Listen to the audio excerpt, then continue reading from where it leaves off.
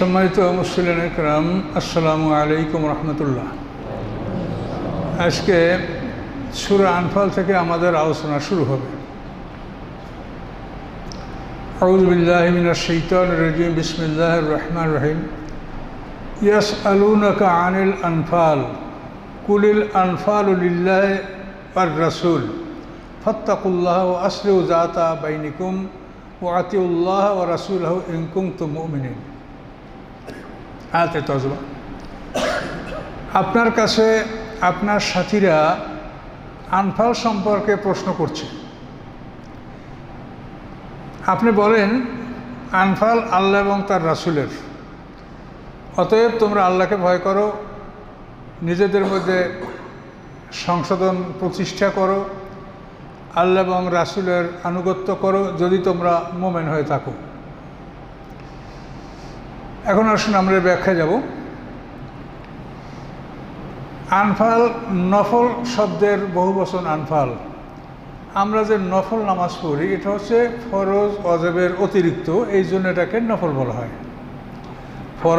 ফরজ এবং ওয়াজিব ছাড়া যত নামাজ আমরা সুন্নতে মুআক্কাদা, সুন্নতে জায়েদা, নফল, এগুলো কিন্তু এক কথায় সব নফল। ফরজ ওয়াজিব ছাড়া সবই নফল, মানে অতিরিক্ত। তো এখানে আনফাল শব্দের অর্থ হচ্ছে যুদ্ধে লব্ধ সম্পদ, স্পয়েল অফ ওয়ার। আমরা মুসলমানরা বিদ্রোহীদের সাথে যুদ্ধ করে যে সম্পদ আমাদের হস্তগত হবে, এই সম্পদটাকে বলা হয় আনফাল। তো এই সম্পদ আমাদের নবী মুহাম্মদ সাল্লাল্লাহু আলাইহি ওয়াসাল্লামের পূর্বে এটা মানুষের জন্য ভক্ষণ করা বৈধ ছিল না। শত্রুর সম্পদ হাতে আসলে এটা একত্রিত করে এগুলো পোড়ায় দেওয়া হতো, কিন্তু এটা গ্রহণ করার অনুমতি ছিল না। উম্মতে মুহাম্মাদীর জন্য আল্লাহ তিনটা অতিরিক্ত সুযোগ দিয়েছেন, যে এই সুযোগগুলি পূর্ববর্তী উম্মতের ছিল না। তার মধ্যে একটা এই আনফাল। শত্রুর সম্পদ হস্তগত হলে মুসলমানরা তা ভক্ষণ করতে পারবে আইন অনুযায়ী। 2 নম্বর হলো তামাম পৃথিবী জায়নামাজ।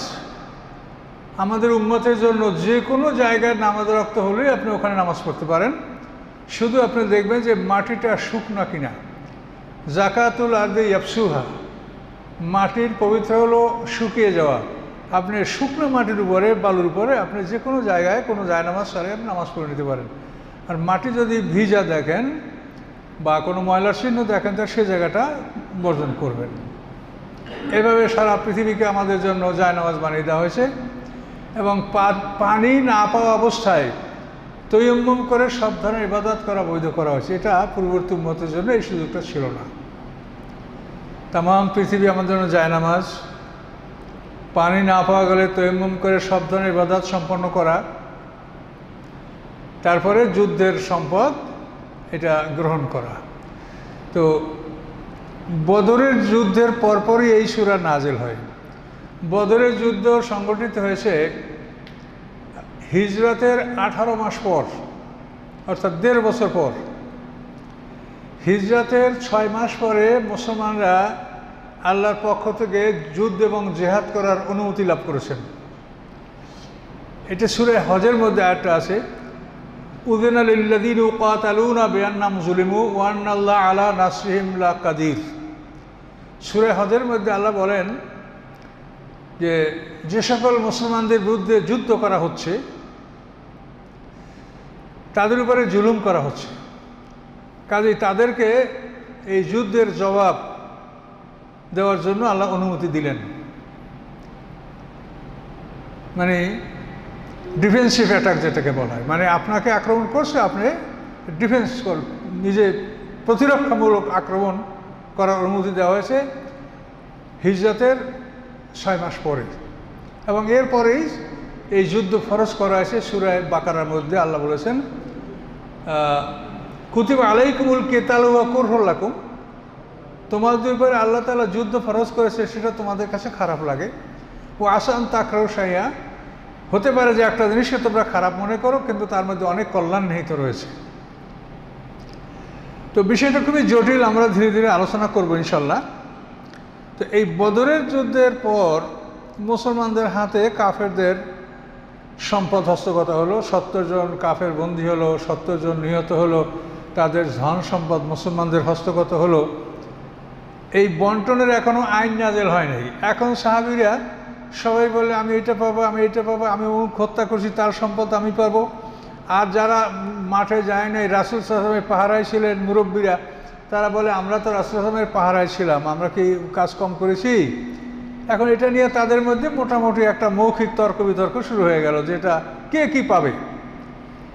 যখন এই তর্ক বিতর্ক শুরু হয়ে গেল, তখন আল্লাহ তাআলা আয়াত নাযিল করলেন এবং বলে দিলেন যে আপনার কাছে ওরা যুদ্ধলব্ধ সম্পদ সম্পর্কে প্রশ্ন করে, কুল আপনি বলে দেন যুদ্ধলব্ধ সম্পদ আল্লাহ এবং তার রাসূলের। এইটা আয়াত নাযিলের সাথে সাথে সমস্ত সাহাবীরা থেমে গেলেন যে এটা আমাদের না, এটা আল্লাহ এবং তার রাসূল। এটা হলো আল্লাহ তার একটা মানে নিয়ম, তিনি যে মহাবিশ্বের মহামালিক, তিনি বলে যে এটা ঝগড়া করছো, এটা তোমাদের না, ওটা আল্লাহ এবং আল্লাহ রাসূলের। বাস সবাই থেমে গেলেন সবাই, আর তারা বলছেন না যে এটা আমার, ওইটা, বাস থেমে গেলেন। আরও কি বললেন? ফাত্তাকুল্লাহ, আল্লাহকে ভয় করো, ওয়াসলিহু যাতা বাইনাকুম, এবং তোমাদের নিজদের মধ্যে সংশোধন আনয়ন করো, নিজরা যে তর্ক বিতর্ক করেছ এটা ভুলে যাও, আপোষে মিলমিশে থাকো। ওয়াতিউল্লাহ ও রাসূলহু, আল্লাহর আনুগত্য করো, তার রাসূলের আনুগত্য করো যদি তোমরা মুমিন হয়ে থাকো। এইখানে ইয়াতে শানের বর্ণনা আছে, সাদ ইবনে আবি ওয়াক্কাস রাদিয়াল্লাহু তাআলা আনহু একজন বিখ্যাত কাফেরকে হত্যা করেছেন বদরের যুদ্ধে। তার নাম হচ্ছে সাঈদ ইবনুল আজ। সাঈদ ইবনুল আজ, এই আজের বাবাই হলো উমাইয়া। এই যে উমাইয়া বংশের ইতিহাসটা, এই আমর ইবনুল আজ, এই আজের বাবা উমাইয়া। তারপর ওসমান গনি, ওসমান ইবনে আফফান ইবনে আজ ইবনে উমাইয়া, মুআবিয়া ইবনে হরব ইবনে উমাইয়া, মুআবিয়া ইবনে আবু সুফিয়ান ইবনে হরব ইবনে উমাইয়া। এই উমাইয়ার বংশের একটা লোক সাঈদ ইবনুল আজ, সাদ ইবনে আবি ওয়াক্কাস রাদিয়াল্লাহু তাআলা তাকে হত্যা করার পরে তার খুব মূল্যবান একটা তলোয়ার, এটা তিনি রাসূলের কাছে নিয়ে এসে বলেন, রাসূলুল্লাহ আমি ওকে হত্যা করেছি, এই তলোয়ারটা আপনি আমাকে দান করেন। আল্লাহ রসুল বলেন যে এটার মালিক আমি না, আমি তোমাকে দান করতে পারবো না, তুমি গনিমতের মালের সাথে জমা করো।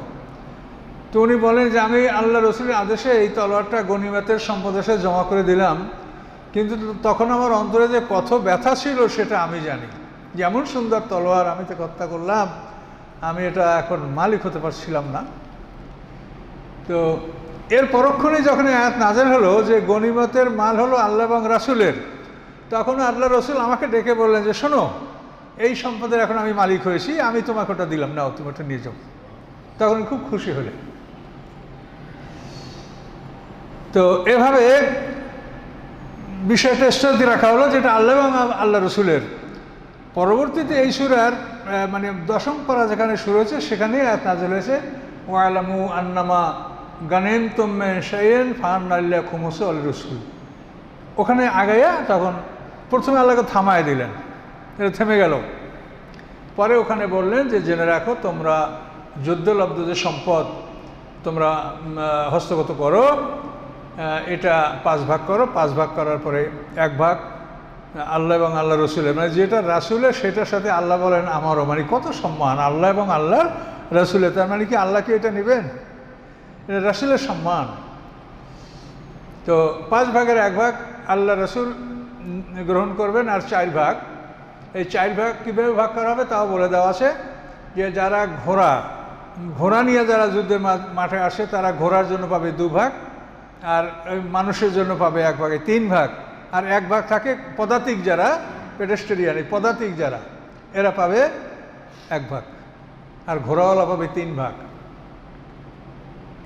এইভাবে মানে ওই ইনফেন্ট্রি যাকে বলা হয় আরবির ভাষায়, তারা 1 ভাগ পাবে, আর ঘোড়াসহ যারা মাঠে আসবে তারা পাবে 3 ভাগ। এইভাবে 3 আর 1 4 গেল, আর রাসূলের 5 ভাগের 1 ভাগ।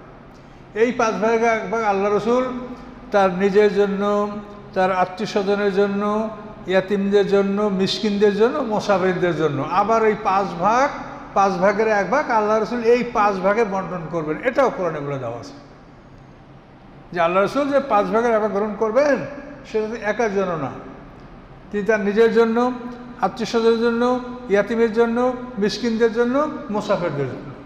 এভাবে আল্লাহ এটা ব্যয় করবে, এটা কোরআনে এভাবে বলে দেওয়া হয়েছে।